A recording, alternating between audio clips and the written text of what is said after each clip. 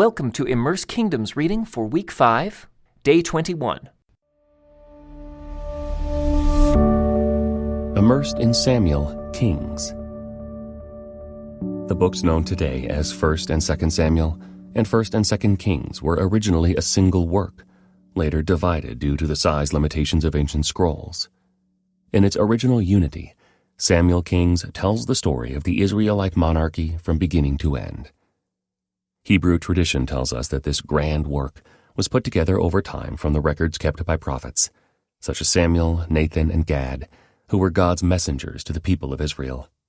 They observed crucial moments in the life of the nation, interpreted events in light of God's covenants, and recorded their insights for posterity. The royal history of Samuel Kings, therefore, is also the story of the word of the Lord, spoken through his prophets in response to the deeds of Israel's rulers. While Samuel Kings is drawn from the records of various prophets and collected to address the concerns of different historical periods, a single literary structural pattern runs all the way through the work. A repeated formula describes how long the kings reigned, where they reigned, and how old they were when their reigns began. But the two halves of Samuel Kings also have separate concerns. We can understand the intent of the first half by recalling one of the purposes of the preceding books: to predict and defend the monarchy in Israel. The book of Deuteronomy made provision for the requirements of a future king. The book of Judges reminded Israel how bad things were before they had their first king. The story of Ruth revealed how the descendants of a Moabite could still be God's anointed. The first half of Samuel Kings is similarly a defense of the monarchy. It reminds the people that they asked for a king, even though the prophet Samuel warned them that a king would burden them with taxes and labor. Specifically, it describes the establishment of the monarchy, and then explains why God ultimately rejected Saul, the first king. But far more importantly, the first half of Samuel Kings describes the fourth covenant, which gives structure to the ongoing story of the Bible. Israel's second king, David, is a man after God's own heart, and God promises that a lasting dynasty of kings will come from David. Israel's future thus comes to be tied up with the destiny of King David and his descendants. The second half of Samuel Kings returns to a focus on the earlier covenant God made with Israel through Moses. That covenant promised them blessings or curses based on whether or not they were faithful to his instructions. The stories of Israel's successive kings demonstrate an increasing failure of the monarchy to lead the people into wholehearted allegiance to God. So the prophets build an extended covenant lawsuit, an indictment of the kings and people, because the people haven't kept their part of the covenant. The nation first splits in two, then the territory of each remaining kingdom diminishes. Both kingdoms, now called Israel and Judah, are eventually conquered by foreign empires. Jerusalem itself is sacked, its walls torn down, and the temple burned to the ground. The people are carried away from the land. In other words, the second half of Samuel Kings is a defense of the exile. Samuel Kings seemingly ends on this note of failure, the failure of Israel, of God's plans for Israel, and indeed of God's plans for the world through Israel. But at the end of the whole work, Jehoiakim, the surviving heir to David's throne, is released from prison and treated as an honored vassal by the king of the Babylonian Empire. A thin sliver of hope remains. The Bible portrays the Lord as the creator of the earth, the true king of all nations. With Israel now in shambles, the question returns to God himself. How will he keep his promise to redeem and restore the world now that his chosen instrument has fallen?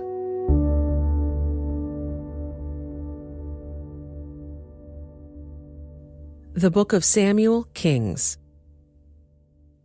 There was a man named Elkanah who lived in Ramah in the region of Zuph in the hill country of Ephraim. He was the son of Jeroham, son of Elihu, son of Tohu, son of Zuph of Ephraim. Elkanah had 2 wives, Hannah and Peninnah. Peninnah had children, but Hannah did not. Each year Elkanah would travel to Shiloh to worship and sacrifice to the Lord of Heaven's armies at the tabernacle. The priests of the Lord at that time were the two sons of Eli, Hophni and Phinehas. On the days Elkanah presented his sacrifice, he would give portions of the meat to Peninnah and each of her children. And though he loved Hannah, he would give her only one choice portion, because the Lord had given her no children. So Peninnah would taunt Hannah and make fun of her, because the Lord had kept her from having children. Year after year it was the same. Peninnah would taunt Hannah as they went to the tabernacle.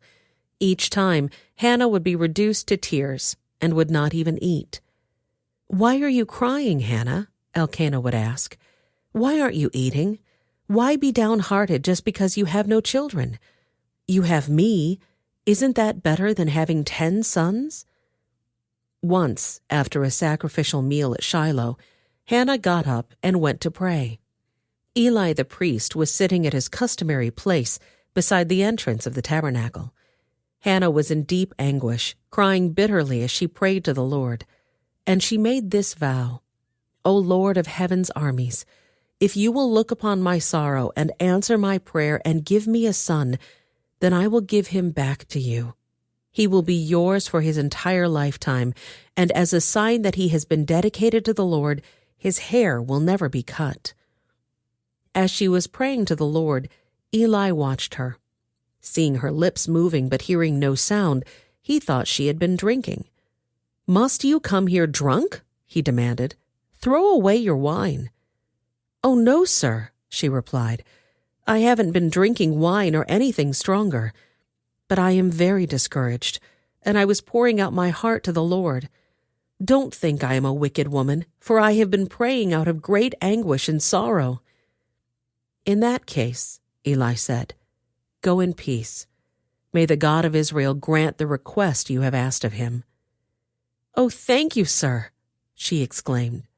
Then she went back and began to eat again, and she was no longer sad. The entire family got up early the next morning and went to worship the Lord once more. Then they returned home to Ramah.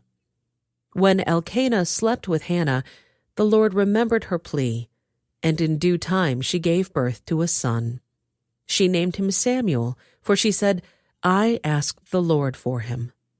The next year, Elkanah and his family went on their annual trip to offer a sacrifice to the Lord and to keep his vow. But Hannah did not go. She told her husband, "Wait until the boy is weaned. Then I will take him to the tabernacle and leave him there with the Lord permanently." "Whatever you think is best," Elkanah agreed. "Stay here for now, and may the Lord help you keep your promise." So she stayed home and nursed the boy until he was weaned.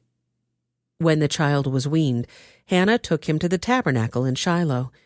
They brought along a 3-year-old bull for the sacrifice, and a basket of flour and some wine. After sacrificing the bull, they brought the boy to Eli. "Sir, do you remember me?" Hannah asked. "I am the very woman who stood here several years ago praying to the Lord. I asked the Lord to give me this boy, and he has granted my request. Now I am giving him to the Lord, and he will belong to the Lord his whole life." And they worshipped the Lord there.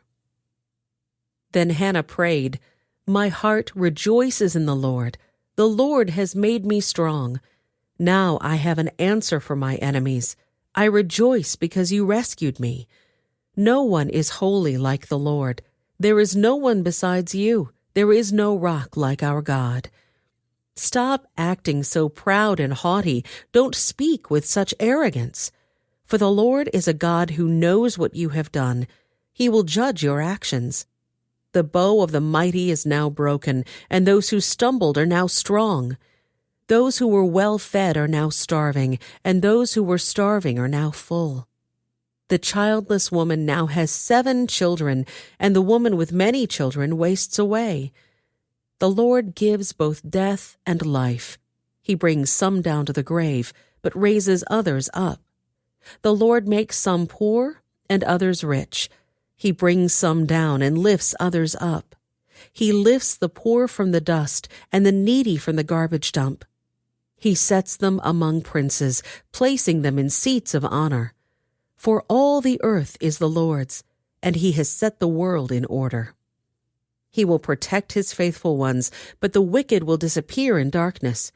No one will succeed by strength alone. Those who fight against the Lord will be shattered. He thunders against them from heaven. The Lord judges throughout the earth. He gives power to his king. He increases the strength of his anointed one. Then Elkanah returned home to Ramah without Samuel, and the boy served the Lord by assisting Eli the priest. This concludes today's Immerse reading experience. Thank you for joining us.